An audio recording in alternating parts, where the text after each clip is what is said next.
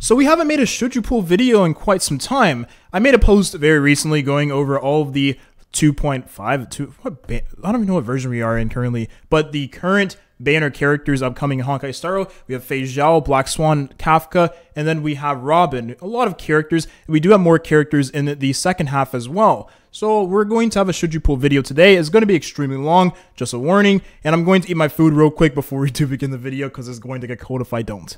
Alright, so if you are an Acheron main and you want to know what you should pull for the upcoming patch, there's two options you have right now. The very first option is pull for JQ, because he's a very strong character. Again, the best supporter for Acheron we have right now. Aside from going for a vertical investment on Acheron, JQ will allow you to dish out more damage because of the vulnerability increase of damage the enemies will take after putting that debuff onto the enemies. Also giving the stack towards Acheron's ultimate furthermore. And he has his own personal damage too. So overall, he is the best option for your account if you are that type of player.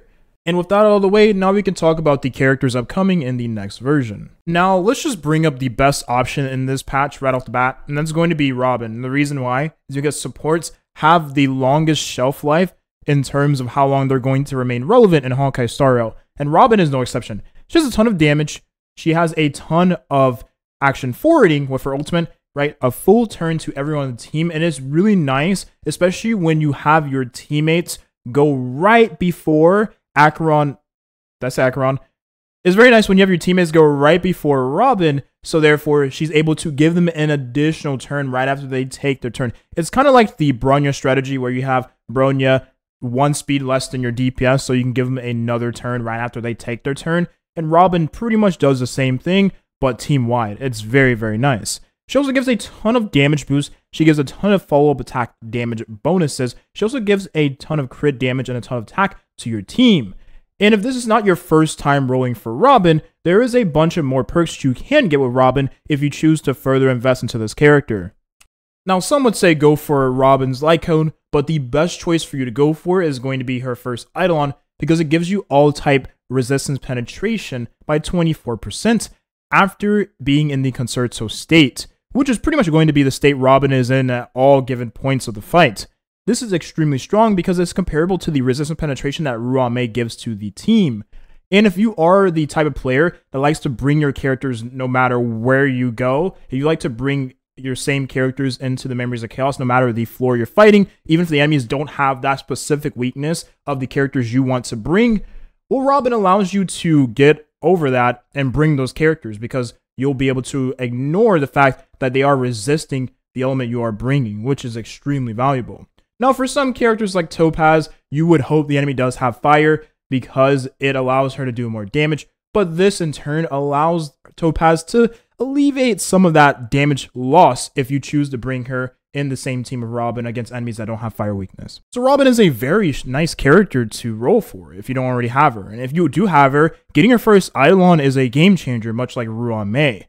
Even at E0, Robin is still a phenomenal character. It's just that she becomes a character that you either use in teams with follow-up attack characters or teams that you want to zero cycle, such as Seal, right? And the best thing about Robin is that her light cone choices are very simple. Some might think that this is one of the cons to the character because she doesn't have very many light cone choices. She's not very flexible in that front, but there being very few light cones that she can use, and one of those light cones being a standard banner 5-star light cone that all of you will have access to at some point, means that she's able to take advantage of this light cone while it being widely accessible. At her core, she is one of the easiest characters to build. You can build her on a rainbow set. I have literally 4 pieces that don't match each other. The only thing I have is a 2-piece hacker space, which does give you the 6% extra speed. I obviously want her to hit 106 speed. I do have her gear off right now because I do ungear my characters. I tend to do that when I am making videos, you know, like the historical analysis videos. But anyways, I have a broken set on her and it works just fine.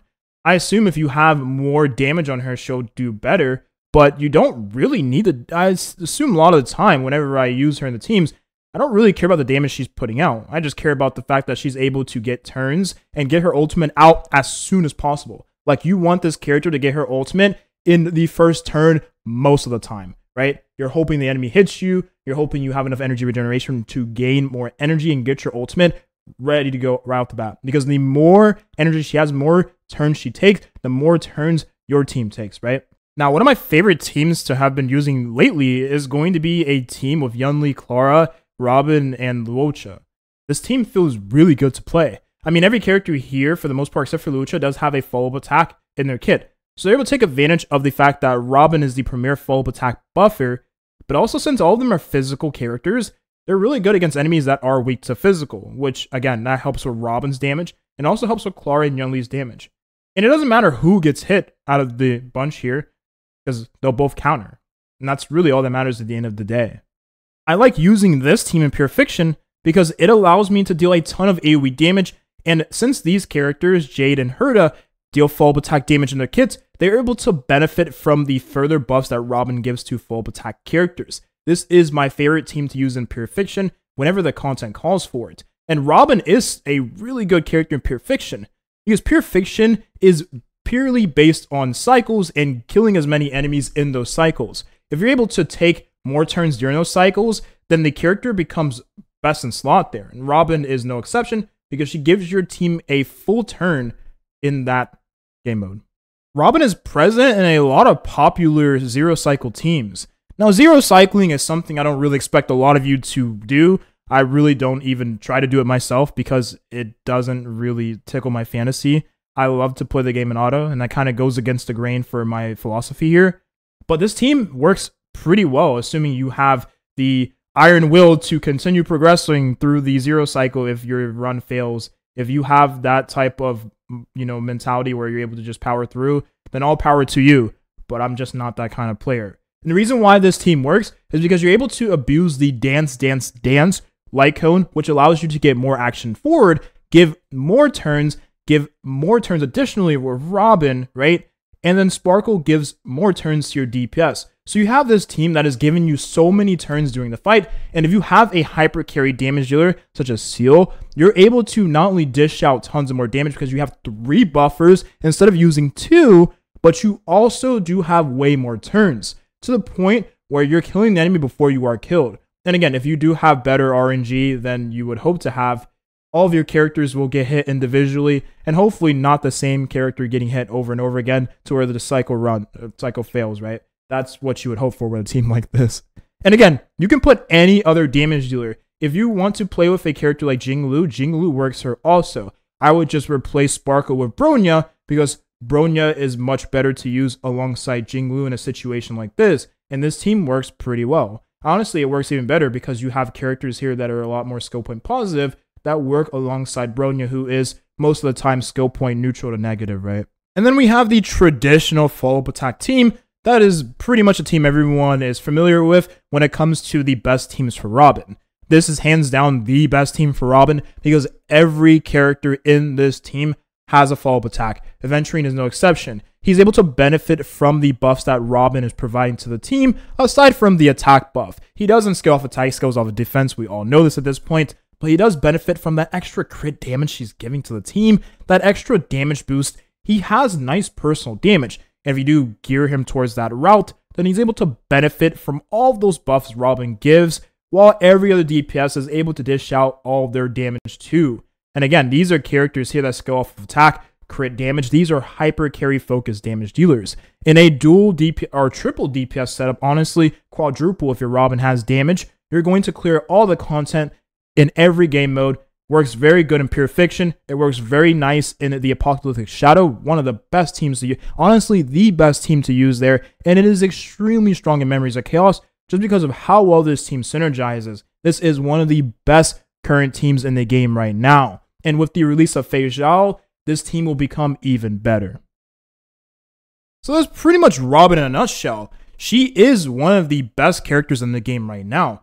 It does work in her favor that she is a Harmony character, and she looks pretty cute.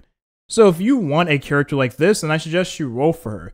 Because of all the things I just mentioned and more, her value is to definitely increase in the future, because she gives a turn to the team on her ultimate. That is extremely valuable, and I want you to understand one thing before we do move on to the next character. A while back, we talked about Yukong, and the reason why Yukong isn't really relevant anymore is because aside from giving energy to a character, much like Tingyun does, she doesn't really work with DDD either, so she's not giving action forward to the team. she doesn't give any action forward inherently in her kit either. So she's a character that doesn't really work nowadays in Honkai Star Rail, especially with the amount of damage you have to push out in the current iteration of the hardest contents the game has to offer. Picture this being Feixiao. I know this is definitely far from being Feixiao, but they're pretty much the same character when you really sit down and think about it. The only difference is that one does more damage. That's really all there is to it. I mean, for one, they both work extremely well in the follow-up attack team. They both work extremely well with Robin, as mentioned previously. And one is free while the other is a character you have to roll for. So if I'm being brutally honest, if you already have Dr. Ratio, your team works well already, you should probably skip Feixiao. And that is just my 2 cents, especially considering that you can instead roll for a Eidolon of Robins and get that extra resistance penetration, which allows you to bring this team anywhere you want to go and not have to worry about the enemy having certain weaknesses. You can still brute force the content even if you don't have Robin's Eidolon 1. And I'm not saying Feixiao is a bad character, it's just that she's not needed. I mean, that's all I can really say. She doesn't change the game like Acheron does. She doesn't allow you to essentially turn your brain off like Firefly does in the Super Break team. She's just another character that does a lot of single target damage.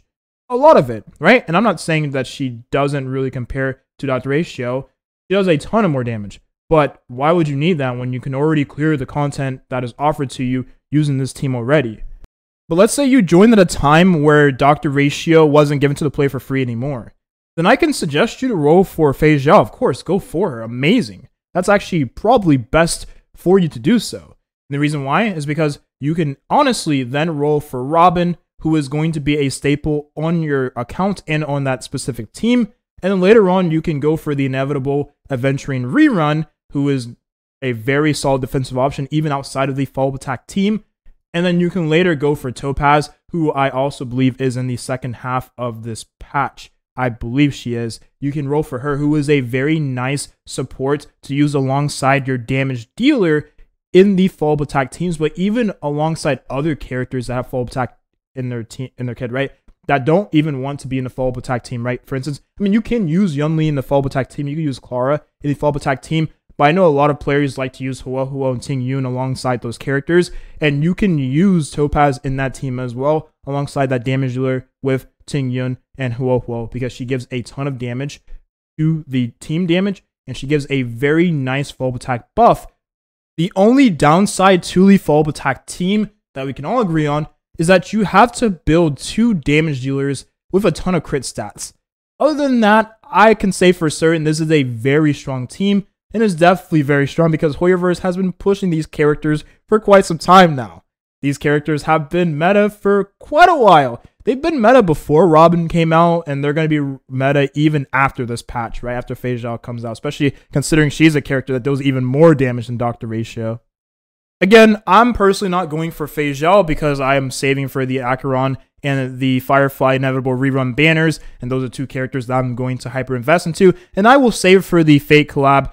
I mean, hyper carry damage dealers are very nice when you have a multitude of characters, especially when you are looking to tackle content that doesn't have the specific weakness of the damage dealer you are bringing.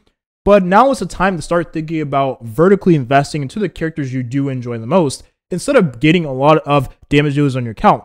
Think about it like this, right? How many people still use Denhang, Beiritsu, and Nai if there isn't any enemies with imaginary weakness? Many people are still using Jinglu if there are enemies without ice weakness and they don't have certain characters on their account to alleviate some of those issues. Now, Kafka is a very strong character still. The thing is about Dot is that it hasn't been receiving as much love, actually no love, if we compare it to the follow-up attack characters in Honkai Star Rail. If you're someone who enjoys the Dot playstyle, which has been the same ever since, well, get this, Black Swan came out, it hasn't really had any upgrades and it hasn't really gotten worse. The reason why is because there are characters that help alleviate some of these issues that you might find yourself with this team.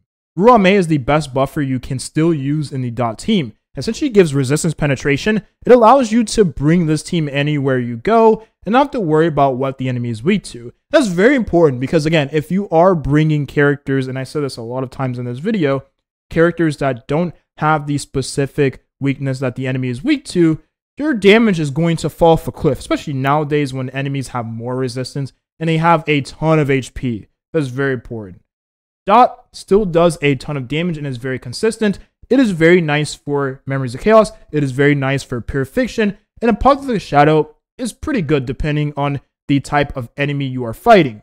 But for the two mentioned game modes before, this team is top tier still to this day.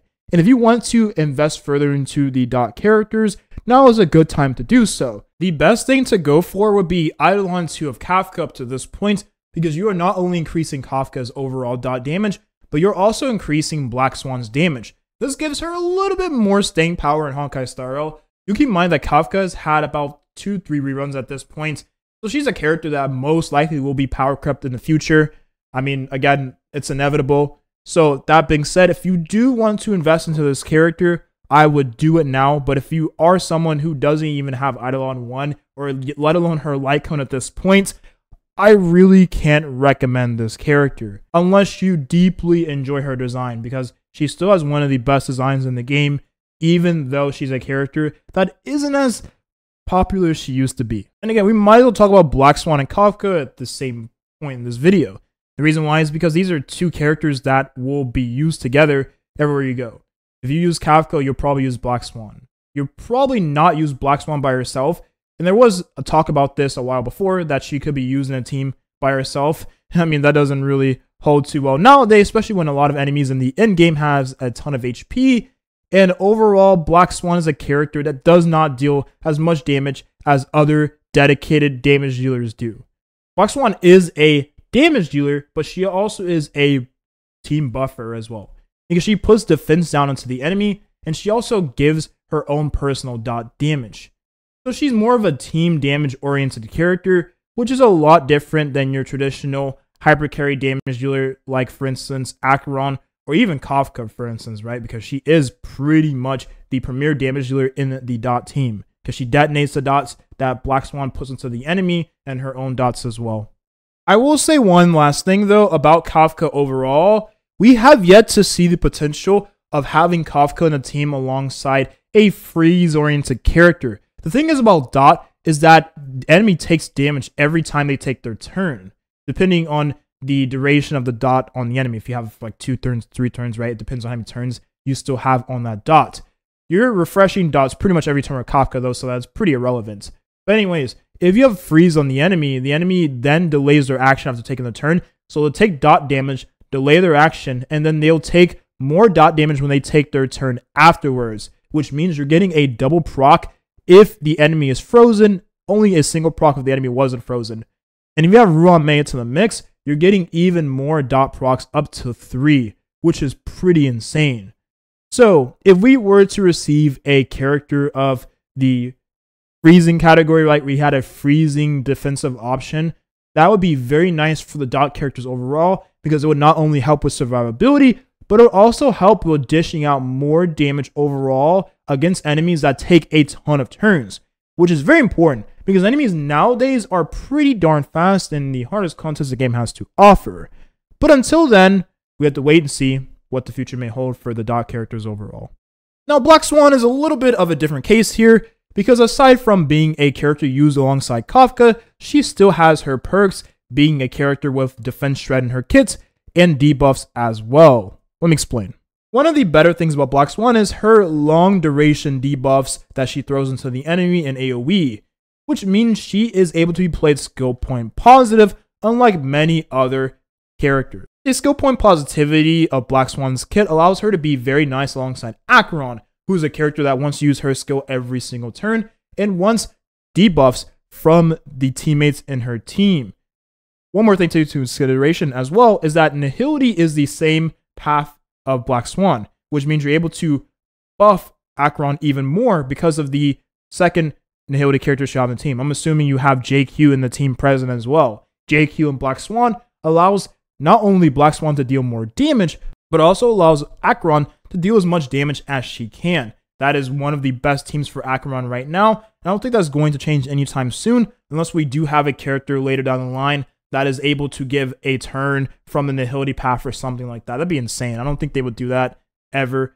But aside from that, Black Swan is a nice character to look at, and I assume a lot of you do like the kind of implications she has alongside Acheron, if you catch my drift here. But aside from that, she's a character I wouldn't recommend either at this point in Honkai Star Rail. She's not a bad character. It's just from like 2.0 to future versions, we've had a very large leap in power across characters in a very short period of time. So, I mean, Black Swan, again, not a bad character. It's just like, why would I recommend her when you have an easier time play with characters like Acheron, right? As a standalone character, JQ is a better debuffer. If you do only have the option to pick one character, I would say go for JQ if you're looking to buff up Acheron. But again, if you are someone who enjoys the implications of Acheron and Black Swan being in the same team with each other, if you catch my drift. But aside from that, I wouldn't recommend this character as of right now. Unless, again, Dot picks up in the future in some way, shape, or form. I don't see that happening anytime soon because we are getting a huge push of Super Break teams, especially more if you look at, Leaky Leaks.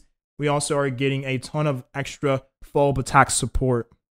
Oh, baby, Lingsha. I'm telling you guys right now, it's going to take everything in me to not wail on her freaking banner when she rolls around. She looks so good. Lingsha is insane. She is going to be so strong, and the reason why is because she gets her ultimate in 3 turns like Sparkle does. I find it so fascinating how these two characters have these... We live in the Sparkleverse right now. That's all I'm going to say. Now, obviously, you don't use basics on Sparkle, ever. But Lingsha, you do want to use basics on, which incentivizes you furthermore with getting energy with those basics. And I was hoping that her kit had that, because it literally changes everything. Let me explain. The energy regeneration rate link rope. This allows Sparkle to get her ultimate in the first 3 turns, which is very strong. There is one Lycone I am looking in particular, and that is going to be Echoes of the Coffin. Now, I believe Echoes of the Coffin doesn't allow you to benefit from the energy if Lingsha's little pet or little summon attacks the enemy. I don't believe she regenerates energy off of that, because if she did, this Lycone would actually be really good for Lingsha to use, because again, you are giving a 12 speed increase to the whole team after you use your ultimate. And considering she gets her ultimate in 3 turns, this is very strong. And you get energy whenever you do attack the enemy. Her ultimate attacks all enemies on the field. And remember, she gets it every 3 turns. And you're able to benefit from the attack percentage you do get from this Lycone as well. But I don't believe she is a character that gets energy after her pet attacks the enemy. Aside from the ultimate, I don't believe that's the case. We'll have to wait and see when she releases. Maybe this is the case. Maybe some of you already know whether or not this procs off of summons that you have on the field. Because I do know that summons and the character do count as separate entities, if that makes sense. The cool thing, though, is that you're able to utilize the Fire Planar set, which gives you an increase in speed, and the Break Effect increase whenever you attack an enemy that has Fire Weakness. Since you are going to be using Lingsha and pretty much the Firefly team, this planar set is best in slot. There is no other planar set you should or want to use, because this planar set is extremely strong when you can utilize it. As for relic choices, having Iron Cavalry on Lingsha is actually pretty good, because you'll deal a ton of break damage already with the character, and that extra break effect you are getting from the passive will allow you to meet the break effect criteria you may need in order to increase her damage additionally, whether or not you have her with her signature Lycone or you have her with a different Lycone altogether. Depending on Lycone choice you have will give you break effects. For instance, if you're using the S5 Gallagher Lycone, you're going to get, or S1 even, you're getting break effect from that Lycone, which will scale with the break effect you're already getting from her kits and getting from the relic choice here. And then you additionally ignore the enemy's defense after reaching a certain amount of break effect, which is very important when we're talking about Super Break. It helps your damage scale even further. Now, the thing is about Lingsha, her ultimate does count as a debuff, which means you'll be able to utilize her in the same team with Acheron. Since she gets her ultimate every 3 turns, that's very valuable for Acheron because you'll be giving Acheron more debuffs to get her ultimate quicker. And since Lingsha already has good damage, she has cleansing in her kit. She has a very nice kit that synergizes very well with characters that want to break enemies' toughness, right? She's a really solid character to use, and Acheron wouldn't be no exception. But Gallagher is very valuable, and you probably already have him built on your account. So if you are looking to roll for Lingsha, you would just take your Gallagher and throw him in an Acheron team, and then put your Lingsha on the Firefly team where she'll have more value there. because her damage will scale further. Whereas Gallagher is good for the damage he does provide in this Super Break team, don't get me wrong. But with Acheron, he gives a ton of healing, and he also just has a debuff that is very important for the character while increasing the damage that the enemies take as well. Now, the more investment you do have into Lingsha, the better the character becomes when it comes to the Firefly Break team. But we don't talk about characters on their debuts with Eidolons and Lycones because that's not feasible for many players. So I would focus on E0 Lingsha, who is going to be a very strong character still, definitely top tier for the Firefly team. But aside from that, she is a pretty niche character that doesn't really serve much value outside of that team when compared to other characters, if that makes sense. She can still be used as a general healer, but why would you do that when other characters can do that also? Again, we would then be basically comparing her to Bailu, for instance, right? Especially when she scales off a break effect, let's not forget that. Last but not least, we have Topaz, the one character I endorsed for the longest time, only for me to not really talk about her much. I'm kidding, I bring her up in pretty much every video nowadays, because it seems like everybody wants to use Topaz. Every character has a follow-up attack. Every character wants another damage dealer in the team alongside them to dish out damage as well. Every character benefits from Topaz, it seems like nowadays. He's a very valuable character. I have a video on this character coming at some point in the future. The most redeemed character in all of Honkai Star Rail. I think that is the best way to put Topaz in one sentence. Now, if you are pulling for Topaz for the first time, she is a pretty solid E0 character that picks up when you have her with E1 or her signature Lycone. Now hold up, because before Topaz had all of these additional options in her present best teams, we only had E0 Topaz and Ruan Mei, which was feasible, but it wasn't that good of a team if I'm being honest. And the reason why is because Dr. Ratio needed more debuffs in order to dish out his full attack damage consistently. If you didn't have some of those characters in the team, it felt pretty bad to play with Dr. Ratio and Topaz at E0, right? E0. But if you do get the Eidolon and the signature Lycone, or vice versa, you're able to give Dr. Ratio more debuffs, which allows him to get his follow-up attack more consistently. But now we have a Venturine who is able to place a debuff into the enemy with his ultimate. And you also do break enemies more consistently if you are fighting enemies that are weak to imaginary. So the team feels a lot better than it used to be, even at E0 levels, and because we have more options to alleviate some of that pressure. Now, Topaz is a much better character than she used to be, and that's why I said she's a redeemed character. But if you're someone who is pulling for more copies of Topaz, I suggest you go E1 and stop. I would instead invest into other characters instead of Topaz, because she doesn't really get that much better after E1 or her signature Lycone, because she's giving more debuffs and getting more crit damage for her personal damage, Numbi, and the damage of the other damage dealer you have in the team. And at that point, you might as well just invest into other characters that give you more value, right? This is where we talked about Robin giving you a lot of value with the Eidolon 1, or just Robin in general if you don't already have the character. This is where Venturine becomes really valuable. He's a character that is able to make Topaz deal more damage over the course of the fight because of his action forward boosting on Numbi. And hey, you're able to give crit damage to all allies with the first Eidolon on this character too. So if you already have all of these options of Venturine, Robin, and you already have Topaz E1, I suggest you just save for these other characters and their first Eidolons, which gives you even more value long term. And let's say you are a player that does not have Dr. Ratio because you joined at a certain point in time where he wasn't given to the player for free. That's where Topaz and Feixiao comes into play as being a very strong duo for new players. Again, that is a very strong team. You pretty much have the full follow-up attack team in one patch. It is a lot to roll for, but we are getting free pulls this patch, and you have a lot of content to work with. So if you are a new player hopping to Honkai Star Rail for the first time, getting all three characters might not be that unrealistic. Again, it depends on your RNG, if you can win at least 2 of the 3 50/50s, and how much time you have to spend on the game. If you can do those things, or you at least are able to do some of those things, this is a very nice patch for you to get into the game. And I thought about it if I was going to roll for S6 Topaz, E6 Topaz. I've been playing too much Withering Waves. E6 Topaz, would I roll for it? Probably not. And the only reason why is because now characters that have caught my eye exist such as Firefly, Acheron, Lingsha. I've moved on to the not finer things. Topaz is like still the best looking. Okay, I typically don't do this, right? Because it's a little bit cringe. But if you just like walk with Topaz, it is one of the best views you have in this game by far. Like nothing gets better. It's absolute cinema. That's gonna be the video here. I just want to go over all of the characters upcoming in the first half of this version and the second half as well. We have some very strong contenders here, but the best character above all else in this patch that has the best value as it stands currently in Starro is Robin. And aside from Robin, you have Topaz, who has redeemed herself, and you have Lingsha for the Firefly teams.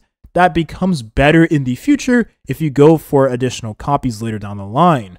Aside from that, the Black Swan and Kafka banners are skippable. And then we have Feixiao, who is a character that if you do have Dr. Ratio already, you don't really need her. If you don't have Dr. Ratio, then she becomes one of the best characters for you to roll for. Absolutely. Thank you for watching, and have a nice rest of your day. Good luck with your pools and all of that jazz. Bye-bye.